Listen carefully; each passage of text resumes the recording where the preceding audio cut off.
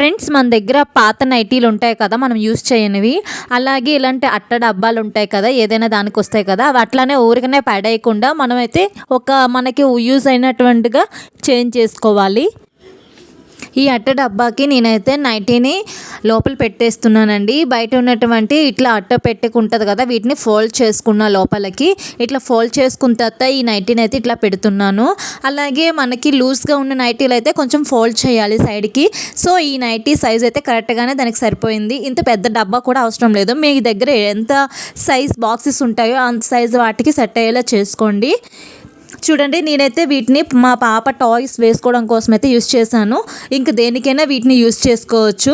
చూడటానికి కూడా చాలా నీట్గా ఉంటుందన్నమాట. ఇట్లా అట్ట డబ్బా కాకుండా బయట డిజైన్ లాగా క్లాత్ లాగా చాలా నీట్గా కనిపిస్తుంది. చూసారా friends? Thank you for watching this video. Bye bye.